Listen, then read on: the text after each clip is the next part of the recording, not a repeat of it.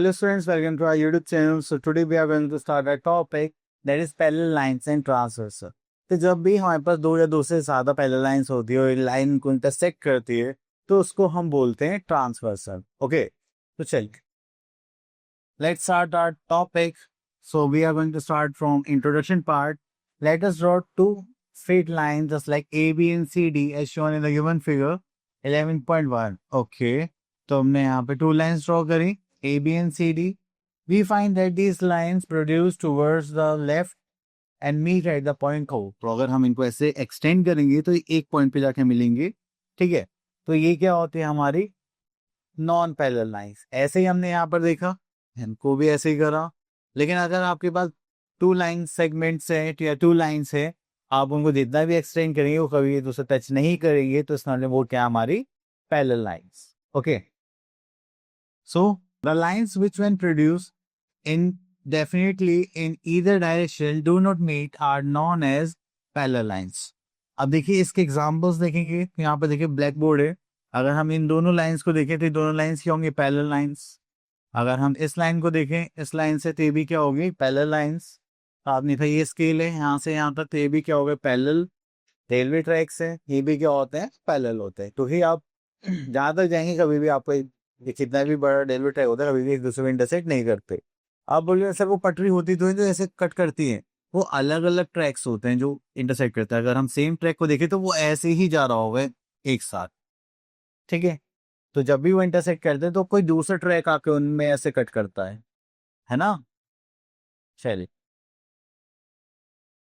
okay, so here we are having parallel lines for two lines in a plane which do not meet even when produced indefinitely in either direction are known as parallel lines.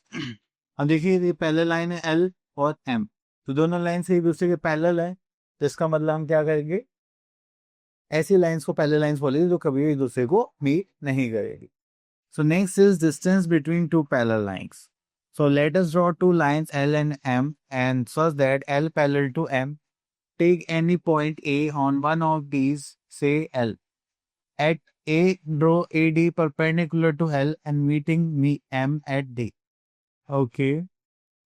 The length AD is called the perpendicular distance between the L and M at the point K. तो आपने देखा यहाँ पर हमारे पास to parallel lines थे, हमने यहाँ पे परपेंडिकुलर डिस्टेंस बनाया AD एंड BC, और ये क्या रहेगा, पैरेलल लाइंस में हमेशा इक्वल रहेगा. Okay, next we are having parallel segments and parallel rays. So यहाँ पे देखेंगे just like AB and CD. Okay, तो ये हमारे पास क्या हो गया, पैरेलल सेगमेंट्स. अगर हम OA और PQ की बात करते हैं भी क्या हो गया, पैरेलल रेज. ओके, अब हमने देखा यहाँ पे लाइन सेगमेंट है और यहाँ पे रे है, तो ये दोनों भी क्या होंगे हमारी parallel. Okay, so come to our exercise that is 11.1 and यहाँ पे देखते हैं identify parallel line segments show in the figure given below. Okay, so तो यहाँ पे देखते हैं,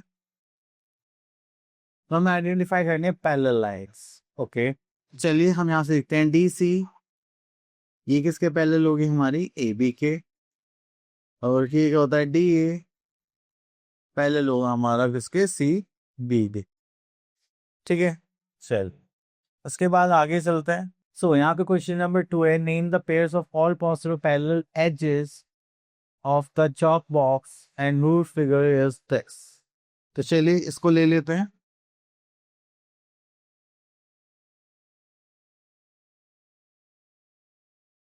ओके, तो चलिए हम यहाँ पर देखते हैं parallel.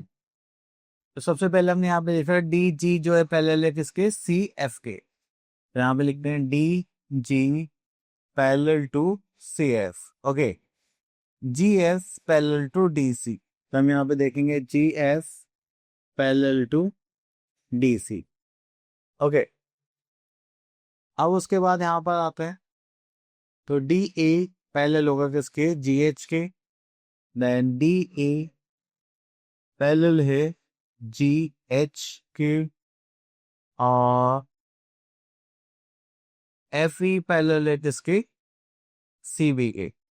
So this is FE parallel to CB. Okay, यहाँ पे आ जाएगा C F is parallel to, चलिए जाते देखते हैं, C F is parallel to B ई।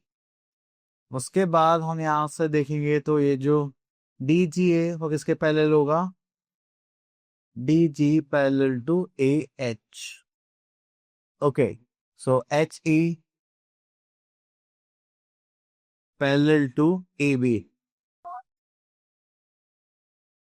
ठीक है, चलिए अब उसके बाद हम एक हाइलाइटर यूज करते हैं।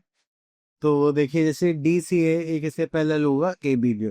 डी सी में लिखा हुआ है, ये रहा डी सी पैरेलल होगा किसके, ए बी के। तो तुमने नहीं लिखा तो चलिए यहाँ लिख लेते हैं, D C is parallel to A B. Then उसके बाद अगर हम देखें तो ये एच ए, सॉरी, ये जो एच ए है ये किसके पैरेलल होगा, हमारे सी डी जी और जी एच के। This is H D A G H और सी बी। तो ये किसके पैरेलल होगा, सी बी के इक्वल पैरेलल होगा। तो चलिए यहाँ पे कर लेते हैं, D A is parallel to C B. और देखिए जो जी एच है वो किसके पैरेलल है, हमारा जी एच, इधर होगा जी एच, ये रहा। ये किसके पैरेलल होगा, एफ ई के। Then G H is parallel to F E. ठीक है, हमने देखा ये दोनों साइड्स पैरेलल है, तो जी एफ पैरेलल होगा किसके, एच ई के। तो यहाँ पे लिख लेते हैं, G F is parallel to H E. Okay, तो इस टाइप से हमने यहाँ पे बहुत सारे पैरेलल सेगमेंट्स कर लिए। सो आई होप आपको ये सब क्लियर हो गया होगा। अब चलते हैं नेक्स्ट टॉपिक पर। So here we are having our next topic, that is transversal. अब हमारे पास यहाँ पर टू लाइन्स है, these two are parallel lines है, ये ट्रांसवर्सल हो गया। ये आर बस टू नॉन पैरेलल लाइन्स है, ये भी ट्रांसवर्सल हो गया। तो ये हमारे इंटरसेक्टिंग लाइन्स है और यहाँ पे एल लाइन जाए तो ये भी क्या हो गया, ट्रांसवर्सल हो गया। ठीक है, तो उसके बाद हम चलते हैं यहाँ से, angles made by transversal with two lines. तो हमारे पास यहाँ पर टू लाइंस हैं, एल एंड एम, क्योंकि पैरेलल भी है, ठीक है, और एक ही ट्रांसवर्सल है। तो आपने देखा यहाँ पर हमारे पास फोर एंगल्स हो गए, 1 2 3 4, और फोर एंगल्स यहाँ पर हो गए 5 6 7 8। तो टू लाइंस और एक ट्रांसवर्सल मिलकर टोटल 8 एंगल्स बनाते हैं। तो इनके बीच में कुछ रिलेशन होता है। चलिए वो रिलेशन क्या होता है, that is first one is exterior angle. तो अगर हम देखें angle 1 and angle 8 and angle 2 and angle 7, so these are exterior angles. Okay, then we are having interior angles. So देखिए हमारे पे interior angles हैं 3 4 5 6, so these are interior angles. Next we are having corresponding angles. तो उसमें हम क्या करते हैं, एक सी डेफिनेशन देखते हैं, that is the pair of angles in which one arm of both the angles is on the same side of the transversal and the other arm are directed in the same sense. तो देखिए सबसे पहले हम जाएंगे यहाँ पे same side of transversal, right side पे आ रहे हैं, जस्ट लाइक एंगल 1 और एंगल 5। तो ये सेम सेंस मतलब सेम डायरेक्शन में जा रहे हैं। तो एंगल 4 और एंगल 8 ये सेम डायरेक्शन में आ रहे, सेम साइड है। ऐसे ही एंगल 2 एंड एंगल 6 और एंगल 3 एंड एंगल 7। तो ये सब एंगल्स क्या हो गए हमारे कॉरस्पॉन्डिंग एंगल्स। देखिए angle 1 angle 5 angle 2 and angle 6 angle 3 and 7 angle 4 and 8। तो ये पेयर्स हो गए हमारे कॉरस्पॉन्डिंग एंगल्स के। Next is alternate interior angles. तो उसमें एक अच्छी बात होती है कि क्या फॉर्म करते हैं, जेड। ये हो गया 3 एंड ये हो गया हमारा 5। ओके, तो ये हो गया ऑल्टरनेट इंटीरियर एंगल्स। तो चाहे आप इधर बनाएं चाहे आप दूसरी साइड से लें, just like this is 6 and this is 4। तो ये क्या हो गया हमारा alternate interior angles. Next we are having alternate exterior angles.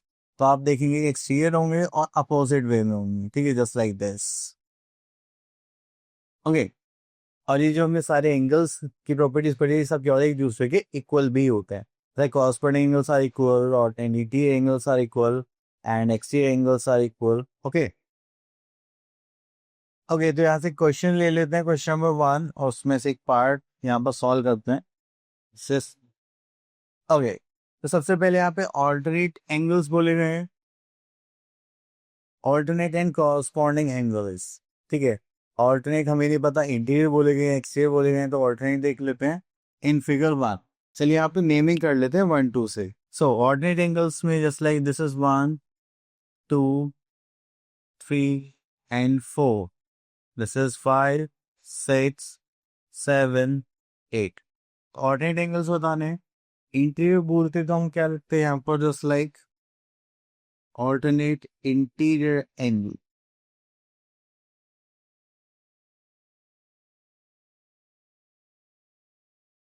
Okay तो यहाँ पर हो गया हमारे पास just like this is 3 and 5, so angle 3 and angle 5, then angle 2 and angle 8, then we are having angle 2 and angle 8। ठीक है sir, उसके बाद आता है angles alternate to angle D and angle जी।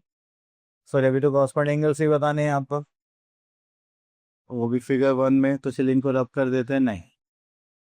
सो यहाँ पे आते हैं कॉरस्पॉन्डिंग एंगल्स पर।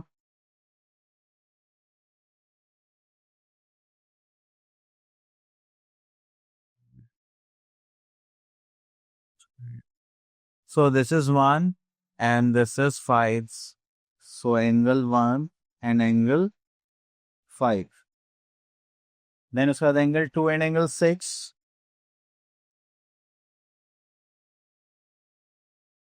okay, then angle 3 and angle 7,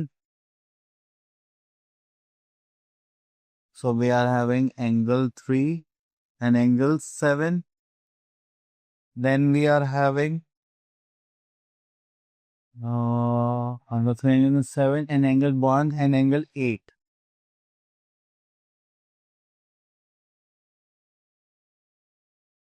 okay तो चले, तो ये हो गया। अब आते हैं सेकंड पार्ट पर, that is angles alternate to angle D and G and corresponding to angle F and angle H. तो एंगल डी और जी का ऑल्टरनेट बताना है। डी का है हमारा ये रहा, तो ये रहा हमारा डी का ऑल्टरनेट क्या हो जाएगा, एंगल ई, और एंगल जी का ऑल्टरनेट हमें बताना है, तो ये ऑल्टरनेट एक्स एंगल होगा। सो ये जी का ऑल्टरनेट क्या होगा हमारा, बी। ठीक है, तो एंगल डी का ऑल्टरनेट हो गया हमारा ई, और जी का हो गया बी। तो सेकंड पार्ट में हमें ऑल्टरनेट एंगल बताने थे।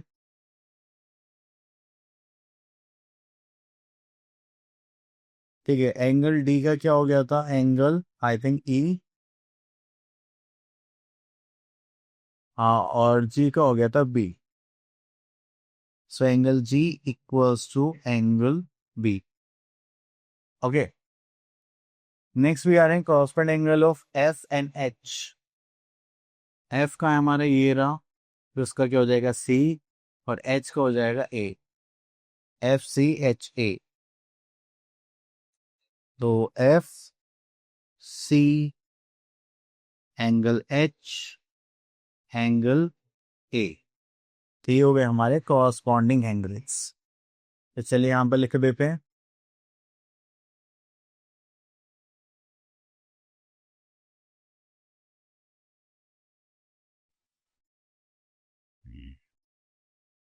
Okay, next is question number 3.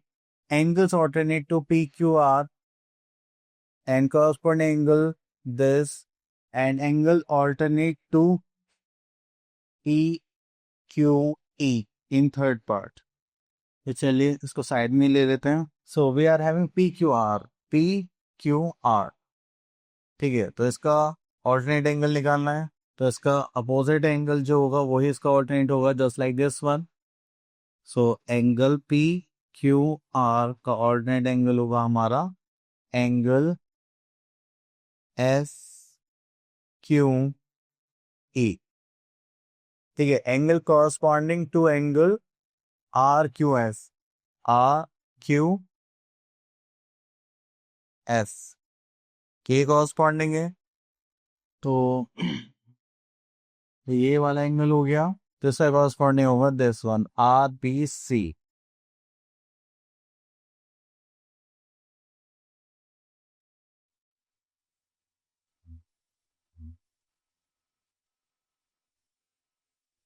Okay, next we are having P Q E. तो चलिए यहां पर देखते हैं पी क्यू ई, ये हो गया, तो इसका हमें क्या करना है, ऑल्टरनेट। इसका ऑल्टरनेट क्या हो जाएगा, this one S Q R, P Q E angle S Q R.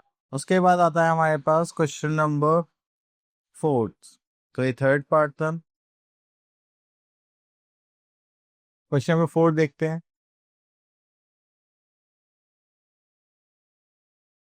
Pairs of interior exterior angles on the same side of triangle in second part, same side of transversal। अगर हम इसकी बात करें तो आप इंटीरियर एंगल्स कौन से होंगे, डी एन एफ, एंड यहाँ पर हम एक्सटीरियर लिख लेते हैं जो होंगे सी एन जी। और दूसरी साइड की बात करें तो यहाँ पर आ जाएगा हमारे पास इंटीरियर के लिए A and E, and exterior में देखेंगे तो यहाँ पर क्या आ जाएगा, बी एंड एच। ठीक है, तो यहाँ पर हम क्या करेंगे, यहाँ पर लिख लेते हैं interior angles and this is our exterior angles. Okay, चलिए उसके बाद आगे चलते हैं। इसी के साथ हमारा टॉपिक यहीं पर फिनिश हो जाता है। तो आई होप आपको ये सारे कॉन्सेप्ट क्लियर हो गए। अब मिलते हैं नेक्स्ट वीडियो में, till then all the best.